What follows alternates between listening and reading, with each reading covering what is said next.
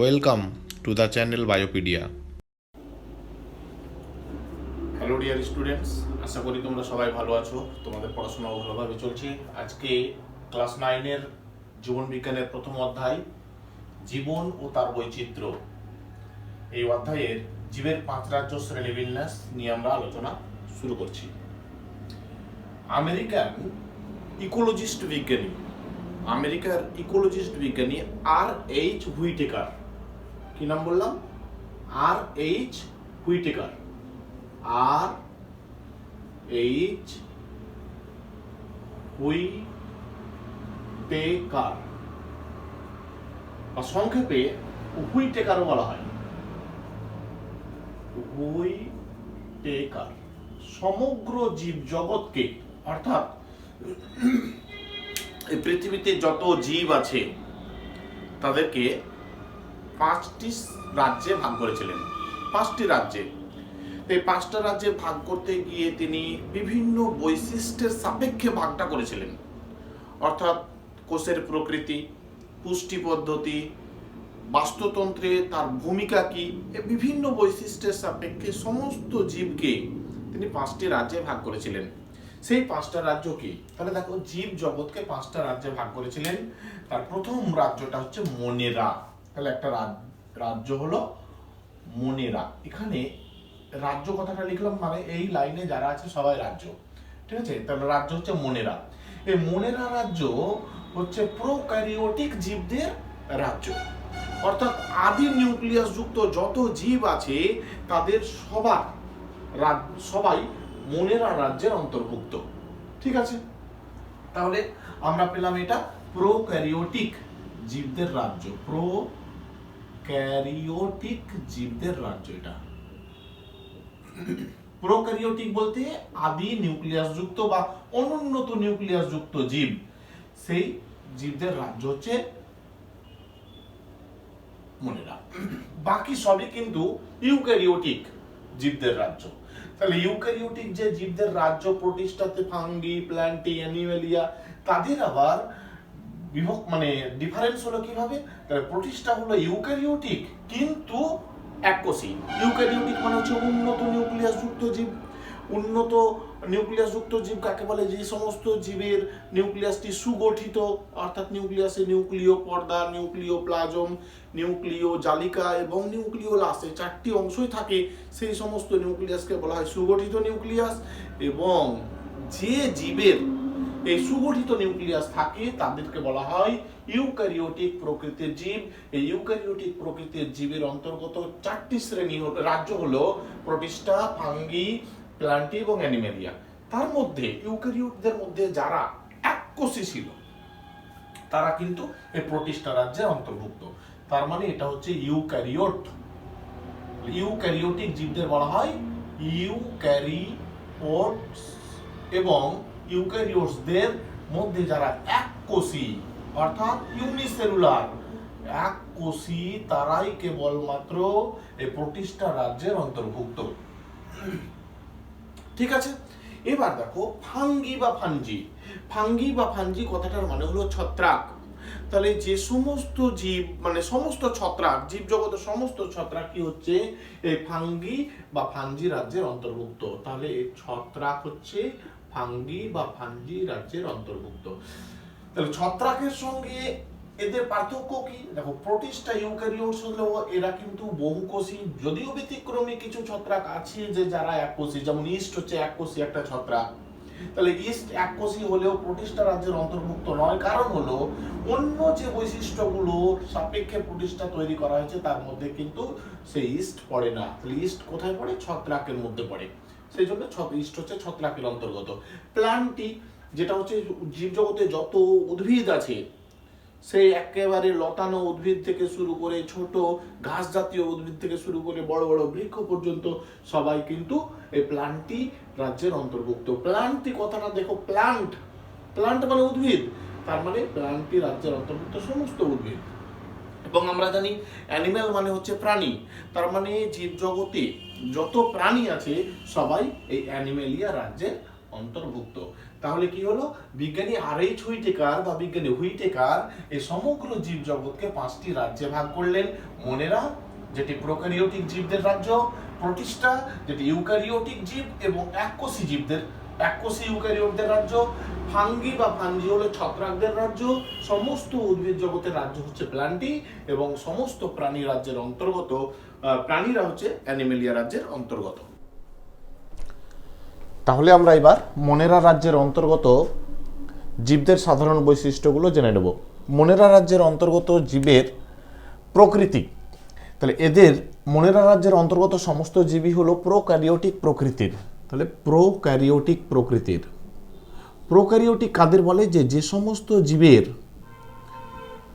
কোষের নিউক্লিয়াসটি হলো অনুন্নত প্রকৃতির বা সুগঠিত নয়, সেই সমস্ত জীবদেরকে বলা হয় প্রোক্যারিওটিক কোষ। তাহলে এদের কোষ হচ্ছে প্রোক্যারিওটিক প্রকৃতির, অর্থাৎ অনুন্নত নিউক্লিয়াস বিশিষ্ট বা অনুন্নত নিউক্লিয়াস যুক্ত, সেই জন্য এদের প্রোক্যারিওটিক জীবও বলা হয়।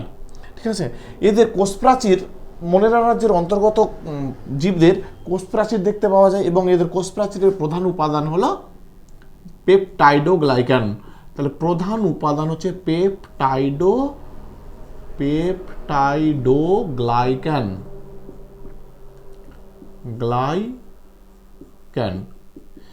যেমন উন্নত শ্রেণীর যদি উদ্ভিদ দেহ দেখি, তাহলে উদ্ভিদের কোষ প্রাচীরের প্রধান উপাদান হচ্ছে সেলুলোজ। ঠিক একই রকম ভাবে মনেরা রাজ্যের অন্তর্গত প্রাণীদের, জীবদের কোষ প্রাচীরের প্রধান উপাদান হচ্ছে পেপটাইডোগ্লাইকান। এদের এই রাজ্যের অন্তর্গত যে প্রাণীগুলো আছে তাদের কোষের মধ্যে কোনো পর্দাঘেরা কোষাঙ্গাণু থাকে না। পর্দাঘেরা কোষাঙ্গাণু মানে নিউক্লিয়াস, মাইটোকন্ড্রিয়া,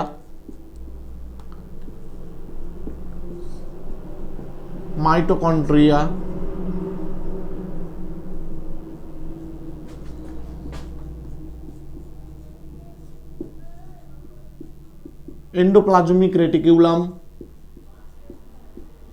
প্রভৃতি যে পর্দাঘেরা কোষাঙ্গাণু থাকে, সেই পর্দাঘেরা কোষাঙ্গাণুগুলো এদের দেহে দেখতে পাওয়া যায় না, এদের কোষের মধ্যে দেখতে পাওয়া যায় না।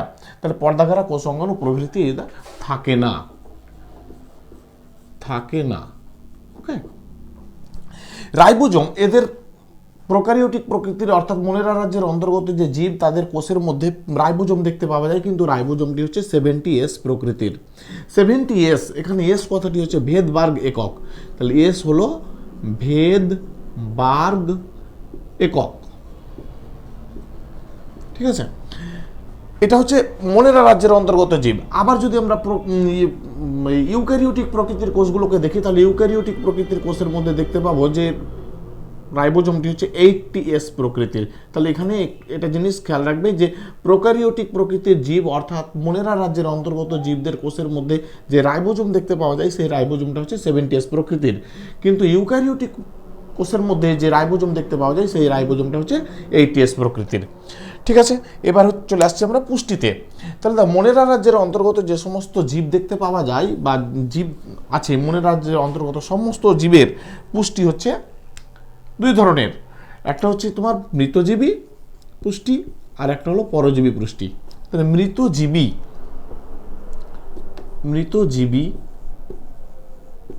আর একটা হলো পরজীবী। মৃতজীবী কারা? যে সমস্ত জীবের পুষ্টি কোনো মৃত পচা গলা বস্তু থেকে সংগৃহীত হয়, সেই সমস্ত জীবের পুষ্টি পদ্ধতিকে বলা হয় মৃতজীবী পুষ্টি। অর্থাৎ যে পুষ্টি পদ্ধতিতে কোনো জীব মৃত পচা গলা কোনো জৈব বস্তু থেকে পুষ্টি উপাদান সংগ্রহ করে পুষ্টি সম্পন্ন করে, সেই সমস্ত জীবের পুষ্টিকে বলা হয় মৃতজীবী পুষ্টি। তাহলে এদের মনেরা রাজ্যের অন্তর্গত জীবদের মৃতজীবী পুষ্টি দেখতে পাওয়া যায়। আবার পরজীবী পুষ্টিও দেখতে পাওয়া যায় এদের। পরজীবী পুষ্টি মানে কি? যে পুষ্টি পদ্ধতিতে কোনো জীব কোনো পোষকের দেহ থেকে পুষ্টি উপাদান সংগ্রহ করে নিজে উপকৃত হয় এবং পোষকের ক্ষতি করে, অর্থাৎ পোষকের দেহে রোগ সৃষ্টি করে, তাদেরকে বলা হয় পরজীবী। ঠিক আছে, এছাড়াও এদের মনেরা রাজ্যের অন্তর্গত জীবদের মৃতজীবী এবং পরজীবী পুষ্টি ছাড়াও আর একটি স্বভোজী পুষ্টি দেখতে পাওয়া যায়। স্বভোজী পুষ্টি অর্থাৎ এরা নিজেরাই নিজেদের খাদ্য সালোক সংশ্লেষ প্রক্রিয়ায় তৈরি করতে পারে, সেই জন্য এদের পুষ্টি হলো স্বভোজী প্রকৃতির পুষ্টি। তাহলে স্বভোজী পুষ্টিও দেখতে পাওয়া যায়। তাহলে স্বভোজী পুষ্টি কাদের দেখতে পাওয়া যায়? যারা সালোক সংশ্লেষ প্রক্রিয়ায় নিজেরাই নিজেদের খাদ্য তৈরি করতে পারে, অর্থাৎ সালোক সংশ্লেষকারী ব্যাকটেরিয়া বা সায়ানোব্যাকটেরিয়া। সালোক সংশ্লেষকারী ব্যাকটেরিয়া, সালোক সংশ্লেষকারী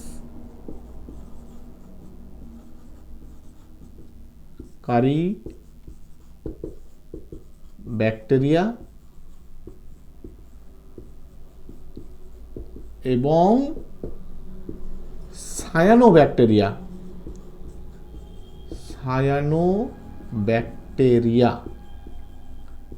এদের স্বভোজী পুষ্টি দেখতে পাওয়া যায়। এরা সালোক সংশ্লেষ প্রক্রিয়ায় নিজেরাই নিজেদের খাদ্য তৈরি করতে পারে। ঠিক আছে।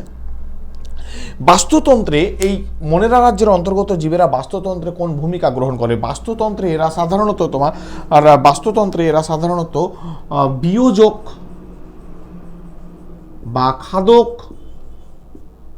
বিয়োজক বা খাদকের ভূমিকা গ্রহণ করে। তাছাড়াও যাদের স্বভোজী পুষ্টি দেখতে পাওয়া যায় তারা উৎপাদকের ভূমিকা গ্রহণ করে। তাহলে উৎপাদকের ভূমিকাও গ্রহণ করে। ঠিক আছে। তাহলে বিয়োজকের ভূমিকা গ্রহণ করে। বিয়োজক বলতে যে সমস্ত জীব কোনো জটিল বস্তুকে বিয়োজিত করে সরল উপাদানে রূপান্তরিত করে তাদেরকে বলা হয় বিয়োজক। বিভিন্ন ধরনের ব্যাকটেরিয়া আছে যারা জটিল কোনো জৈব বস্তুকে বিয়োজিত করে সরল উপাদানে রূপান্তরিত করে, তাদেরকে বলা হয় বিয়োজক। তাহলে এই মনেরা রাজ্যের অন্তর্গত বেশিরভাগ জীবই হলো বিয়োজক প্রকৃতির। যারা বিয়োজকের ভূমিকা গ্রহণ করে না তারা কেবলমাত্র খাদকের ভূমিকা গ্রহণ করে, অর্থাৎ এরা উৎপন্ন করতে পারে না, শুধুমাত্র খাদ্য গ্রহণ করে, সেই জন্য এরা হলো খাদক। আবার মনেরা রাজ্যের অন্তর্গত যে সকল জীবের মধ্যে স্বভোজী পুষ্টি দেখা যায়, তাহলে স্বভোজী পুষ্টি দেখা যায় কেন? কারণ এরা সালোক সংশ্লেষ প্রক্রিয়ায় খাদ্য তৈরি করতে পারে। তাহলে যারা খাদ্য উৎপন্ন করতে পারে তাদেরকে বলা হয় উৎপাদক। তাহলে এরা উৎপাদক, স্বভোজী পুষ্টি যাদের দেখতে পাওয়া যায় তারা উৎপাদকের ভূমিকা গ্রহণ করে। অর্থাৎ বাস্তুতন্ত্রে মনেরা রাজ্যের অন্তর্গত জীবীরা বিয়োজক রূপেও কাজ করে, খাদক রূপেও কাজ করে, উৎপাদক রূপেও কাজ করে। তাহলে উদাহরণ কি? উদাহরণ হচ্ছে বিভিন্ন ধরনের ব্যাকটেরিয়া। উদাহরণ হলো বিভিন্ন ধরনের ব্যাকটেরিয়া।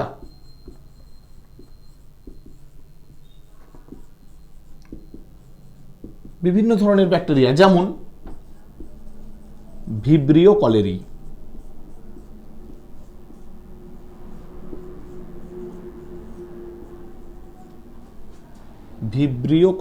এই ভিব্রিও কলেরি হচ্ছে একটা বিজ্ঞানসম্মত নাম যেটা মানুষের কলেরা রোগ সৃষ্টি করে। তাহলে বিজ্ঞানসম্মত নামের তলায় আন্ডারলাইন করতে হয়, অর্থাৎ দাগ দিতে হয়। তাহলে আমরা ভিব্রিওর তলায় আলাদা করে দাগ দেবো, কলেরির তলায় আলাদা দাগ দেবো। ঠিক আছে। বিজ্ঞানসম্মত নাম লেখার একটা নিয়ম আছে, সেটা নিয়ে আমরা আলাদা একটা ক্লাস করব। ঠিক আছে। এছাড়াও আর উদাহরণ হচ্ছে সায়ানোব্যাকটেরিয়া বা নীলাভ সবুজ শৈবাল। তাহলে আরেকটা উদাহরণ হচ্ছে সায়ানোব্যাকটেরিয়া বা নীলাভ সবুজ শৈবাল। ব্যাকটেরিয়া বা নীলাভ সবুজ শৈবাল।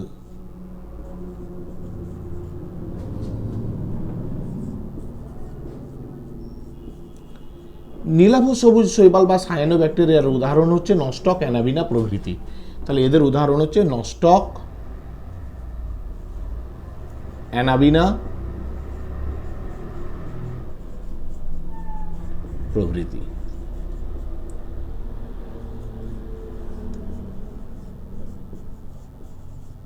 ঠিক আছে। তাহলে এই নীলাভ সবুজ শৈবাল যারা, যেমন নস্টক, অ্যানাবিনা, এরা কিন্তু সালোক সংশ্লেষ প্রক্রিয়ায় খাদ্য উৎপন্ন করতে পারে। অর্থাৎ আমরা যদি প্রশ্ন যদি এরকম হয় যে মনেরা রাজ্যের অন্তর্গত কয়েকটি স্বভোজী পুষ্টি দেখতে পাওয়া যায়, এরকম একটা উদাহরণ দাও, তাহলে আমরা নস্টক বা অ্যানাবিনার নাম উল্লেখ করতে পারবো। ঠিক আছে। আবার পরজীবী রূপে যারা রোগ সৃষ্টি করে তাদের নাম যদি উল্লেখ করতে বলে তাহলে আমরা কিন্তু ভিব্রিও কলেরি বা কলেরা রোগ সৃষ্টিকারী যে ব্যাকটেরিয়া, সেই ব্যাকটেরিয়া ভিব্রিও কলেরির নাম উল্লেখ করতে পারবো। ঠিক আছে। তাহলে আজকে আমাদের মনেরা রাজ্যের এই সাধারণ বৈশিষ্ট্যগুলো আলোচনা করা হলো। পরের ভিডিওতে আমরা প্রোটিস্টা রাজ্যের ভিডিওগুলো আলোচনা করব। ততক্ষণ পর্যন্ত তোমরা সবাই ভালো থেকো। ধন্যবাদ।